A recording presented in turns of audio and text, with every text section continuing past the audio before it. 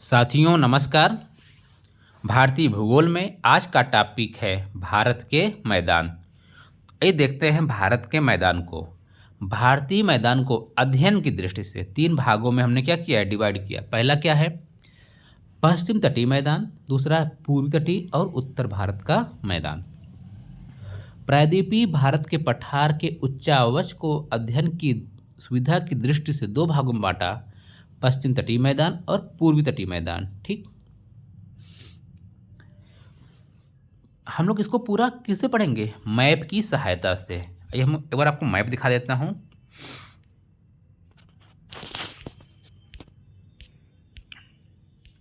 ये हमारा मैप है। ठीक, तो प्रायद्वीपीय भारत के पठार से अनेक नदियां प्रवाहित होती हैं। उनमें से कुछ नदियां बंगाल की खाड़ी में, जबकि कुछ अपना अरब सागर में जल गिराती हैं। ये नदियां प्रायद्वीपीय भारत के पठार को काटकर मिट्टी बालू के कणों को समुद्र के तरफ निक्षेपित करती हैं और इस जलोढ़ निक्षेप के कारण ही पश्चिम तटीय मैदान एवं पूर्वी तटीय का निर्माण होता है। साथियों, ये है आपका शॉर्ट रिवीजन। ठीक है ना। यदि आपने थोड़ा भी पहले इसको पढ़ा है तो आपको मज़ा आएगा क्या कंटेंट है। पश्चिमी घाट पर्वत के पश्चिम दिशा में पश्चिम तटीय मैदान स्थित है। पश्चिम तटीय मैदान में देखिए, ये हमारा इंडिया है, ये हमारा क्या है पश्चिमी तटीय, और ये क्या है पूर्वी तट। तो पश्चिम तट में क्या क्या है, यहाँ सूरत, मुंबई, कोची आदि शहर बसे हैं। पूर्वी घाट पर विशाखापट्टनम, चेन्नई यहाँ, भुवनेश्वर यहाँ, ये सभी शहर हैं। ठीक है।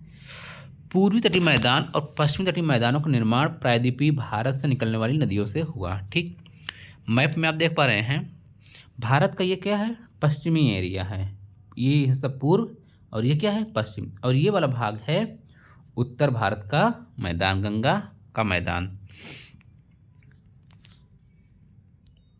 ये देखिए, ये पूर्वी तट और यह क्या है, सॉरी ये पश्चिमी तट और यह क्या है पूर्वी तट। कि कोंकण तट, कन्नड़ तट, मालाबार तट, इसमें गोवा मिलेगा आपको, यहाँ मुंबई मिलेगा, ये मैंगलोर है, यहाँ आपको विशाखापट्टनम, भुवनेश्वर, चेन्नई, इन सब का निर्माण किससे हुआ है, नदियों से। किससे हुआ है, नदियों के माध्यम से। आइए देखते हैं कुछ फैक्ट। पश्चिमी तटीय मैदान, पश्चिम का जो तट है, पश्चिम का जो तट है उसका निर्माण हुआ है ये यहाँ गुजरात से लेकर यहाँ कन्याकुमारी तक। ठीक, ये पश्चिमी तट का निर्माण कहाँ से हुआ है, कहाँ से कहाँ तक है, गुजरात से लेकर कन्याकुमारी तक। कन्याकुमारी को केप केमोरिन अथवा कुमारी अंतरद्वीप के नाम से भी जाना जाता है। क्या कहते हैं, केप केमोरिन। ठीक, पश्चिमी तटीय मैदान का सर्वाधिक चौड़ाई नर्मदा और तापी नदियों के मुहाने पर है, यहाँ पास है। यहाँ तट का जो एरिया है, जब यहाँ और ये नर्मदा नदी और ये तापी नदी, दो नदी अपना जल गिराएंगी, सर्वाधिक यहीं पर इनका क्या है एरिया है, क्षेत्रफल ज़्यादा है। गुजरात से लेकर गोवा तक के क्षेत्र को कोंकण तट कहते हैं। देखिएगा ध्यान से, ये हमारा भारत, ये हम गुजरात है और यहाँ है गोवा, तो यहाँ वाले एरिया को कहते हैं कोंकण तट। क्या कहते हैं, कोंकण तट। ठीक, उसके बाद गोवा से लेकर कर्नाटक तक इस भाग को कहते हैं कन्नड़ तट। क्या कहते हैं, कन्नड़ तट, ध्यान दीजिएगा। और मैंगलोर से लेकर कन्याकुमारी, ये वाला भाग, ये मैंगलोर यहाँ पास है और यहाँ कन्याकुमारी, इसको बोलते हैं मालाबार तट। ठीक, मालाबार तट का अधिकांश भाग कहाँ है, केरल राज्य में, यहीं पास ये केरल राज्य है हमारा, यहाँ केरल की राजधानी तिरुवनंतपुरम है। बिल्कुल, तो समझ में आ गया आपको। यहाँ गुजरात से लेकर गोवा तक कोंकण तट, गोवा से कर्नाटक तक कन्नड़ तट, और मैंगलोर यानी कर्नाटक का मैंगलोर से कन्याकुमारी तक को बोलते हैं मालाबार तट। ठीक है, इतनी बात समझ में आ गई होगी आप लोग के। धरातल पर स्थित समुद्र का वह जल जो चारों तरफ से भूभाग से घिरा है उसे लैगून कहते हैं। ध्यान दीजिएगा एक बार, ये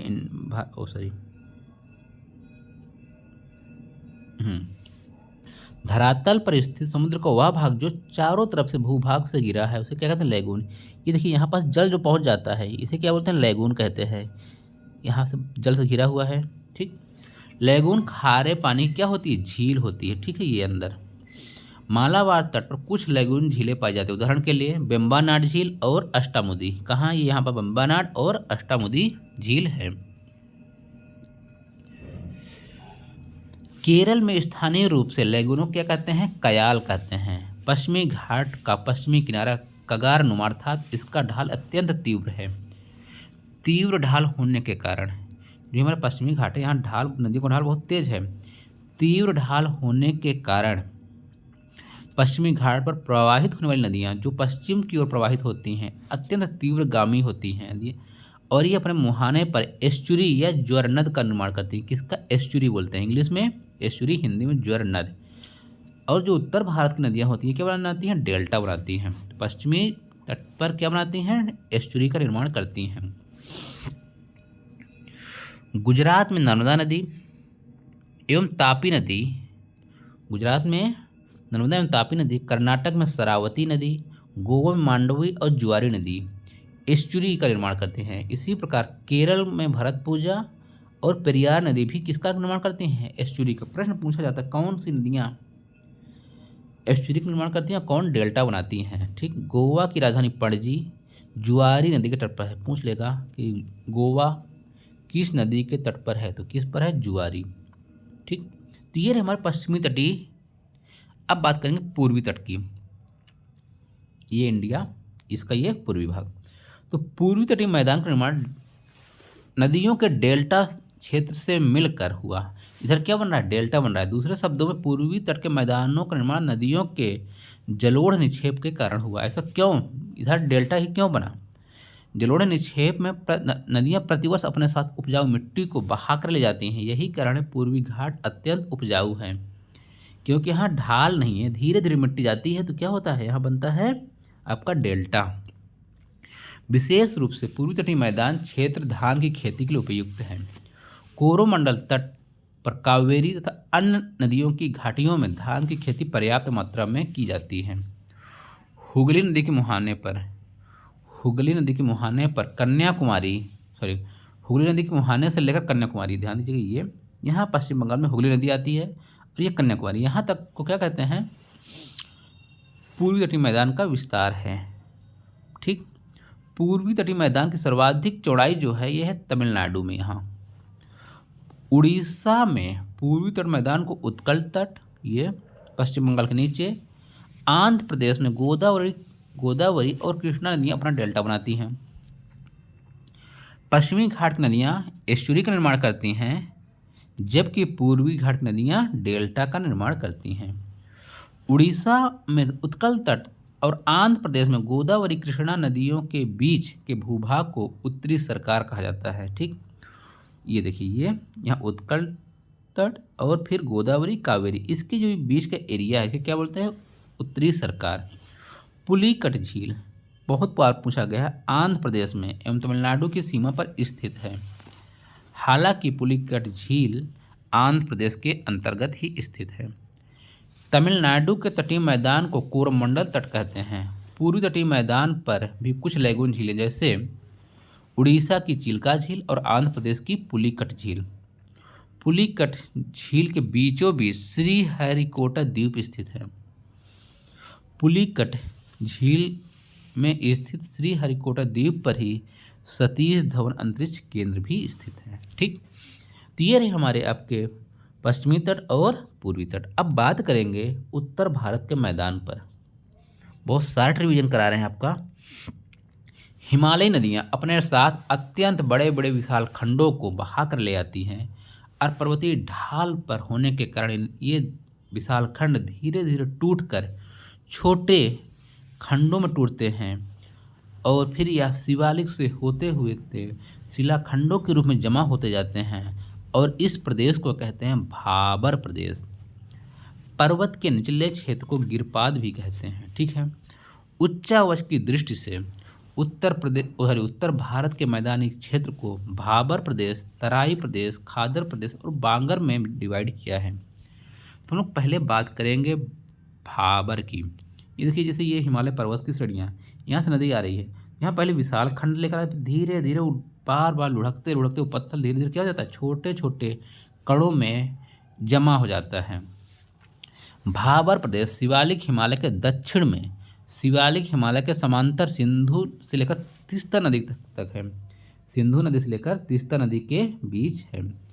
हिमालय से निकलने वाली नदियाँ जब भाबर प्रदेश में पहुँचती हैं तो बड़े बड़े शिलाखंडों में प्रवेश कर जाती हैं, जिसके कारण नदियाँ सतह से लुप्त क्या हो जाती हैं, विलुप्त। यहाँ बड़े बड़े विशाल खंड होते हैं, पानी इन विशाल खंडों के नीचे से बहता है, ऊपर से आपको लगेगा ही नहीं यहाँ नदी बह रही। कुछ आगे जब यही शिलाखंड छोटे होंगे तब वहाँ आपको दिखाई देगा कि यहाँ नदी है। भाबर प्रदेश शिलाखंडों के कारण कृषि योग्य नहीं होती, क्योंकि यहाँ कृषि योग्य भूमि उपलब्ध ही नहीं है। भाबर प्रदेश सिंधु नदी से लेकर शिवालिक के गिरिपाद प्रदेश में तीस्ता नदी के तक पश्चिम से पूर्व में विस्तृत है। अब बात करेंगे तराई। जब नदियाँ भाबर प्रदेश से बाहर निकलती हैं, देखिए ये शिवालिक से जब नदी बाहर आई और नीचे आई तो कहाँ आई, तराई में। तो शिलाखंडों के कारण नदियों का जल स्तर तितर बितर हो जाता है। यही कारण कि इन क्षेत्रों में नदियाँ कोई स्पष्ट धारा बहती नहीं, क्यों, कोई इधर बह रहा कोई इधर।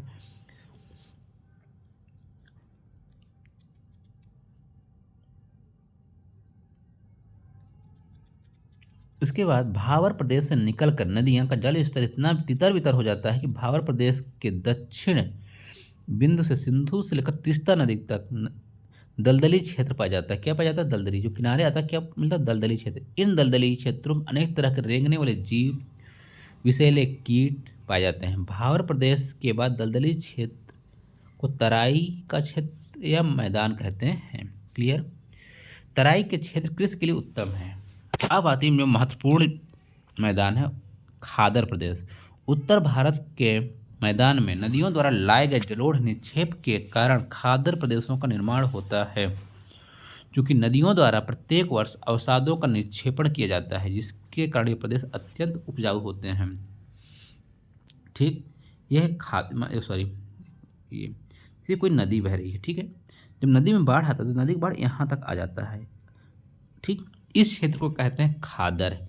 और बांगर क्या होता है, ये वाला इलाका, ये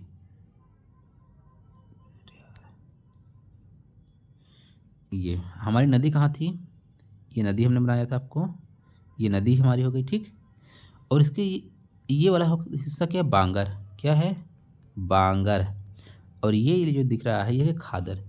खादर में हर साल प्रत्येक वर्ष नदी में बाढ़ आएगी तो यहाँ नई मिट्टी चढ़ेगी। क्लियर। बांगर में ऐसा नहीं होता, यहाँ 100, 200, 50 साल बाद ही होता है, तो यहाँ कम उपजाऊ होती है। लेकिन ये वाला भाग जो खादर होता है बहुत ही अधिक उपजाऊ होता है। आप समझ गए होंगे। उत्तर भारत के मैदान नदियों से दूर स्थित प्रदेश में जहाँ नदियों का बाढ़ का जल ऊंचाई होने के कारण नहीं पहुँच पाता, ऐसे प्रदेश को बांगर कहते हैं। बांगर प्रदेश पुराने जलोढ़ प्रदेशों का क्षेत्र है। यह अपेक्षाकृत कम उपजाऊ होता है। बात समझ में आ गई होगी कि ये नदी के आसपास हर साल बाढ़ आएगी। ये क्या है, खादर प्रदेश। नदी से दूर जहाँ पानी नहीं पहुँच पाता नदी का, उसे बोलते हैं बांगर प्रदेश। कम उपजाऊ होती है और खादर अधिक उपजाऊ होती है। तो बांगर और खादर में आपको डिफरेंस समझ में आ गया होगा। इसके पहले आपने पढ़ा था भाबर पढ़ा था। भाबर क्या होती है, वो शिलाखंडों में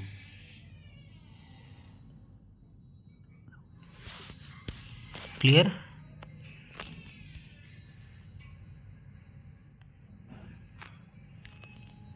वो पहाड़ी में यानी शिवालिक के दक्षिण हिस्से भाग को क्या कहते हैं, भाबर कहते हैं। उसके नीचे आता है तराई।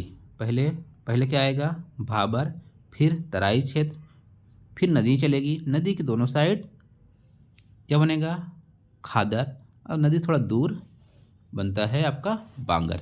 ये 4 शब्द प्रश्न परीक्षा में बहुत पूछे जाते हैं। खादर, भाबर, खादर, ठीक, और तराई क्षेत्र। तो साथियों ये रही आपके लिए महत्वपूर्ण फैक्ट। धन्यवाद।